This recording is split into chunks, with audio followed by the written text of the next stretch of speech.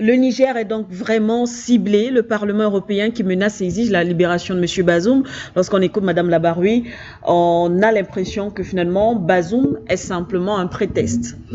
Oui, nonobstant, n'est-ce pas, les divisions qui se sont, n'est-ce pas, montrées lors de ce vote-là, Oui. Il faut prendre, n'est-ce pas, avec beaucoup de considération cette résolution ou cette décision ou ce comportement européen. Il faut dire que l'Europe se portait très bien avant la révolution, n'est-ce pas, des États du Sahel, qu'elle ne l'est actuellement. Oui. D'accord? Il faut savoir que l'Europe globale, quand on dit l'Europe globale, c'est cette association, ce corpuscule qui a toujours tenu, justement parce que l'Afrique était leur soubassement, l'Afrique était leur vassal, l'Afrique était, n'est-ce pas, l'endroit où elle venait puiser son énergie pour tourner son économie sur le plan interne et même chercher la puissance sur le plan international.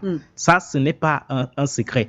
Donc, c'est comme ça que ça a toujours fonctionné. Sauf qu'aujourd'hui, avec le nouveau management qui s'est installé au niveau du Niger en association avec ces États, n'est-ce pas, du Sahel, à savoir le Mali, le Burkina Faso, il y a eu, n'est-ce pas, un renversement de paradigme qui affecte économiquement l'Europe, qui met l'Europe en syncope, qui met l'Europe dans une situation difficilement acceptable aujourd'hui. Donc l'Europe est en train de chercher tous les moyens pour revenir, pour briser, n'est-ce pas, cette dynamique révolutionnaire qui est en train de porter les fruits sur le plan des intérêts des peuples du Niger et des États de l'AES en général. Donc, l'avenir de l'Europe est en danger. L'Europe est en train de chercher, n'est-ce pas, des passerelles. Vous savez, si vous suivez très bien le discours que ces Européens ont tenu lors de cette rencontre-là, ils disent qu'il faut tout faire pour libérer leurs alliés.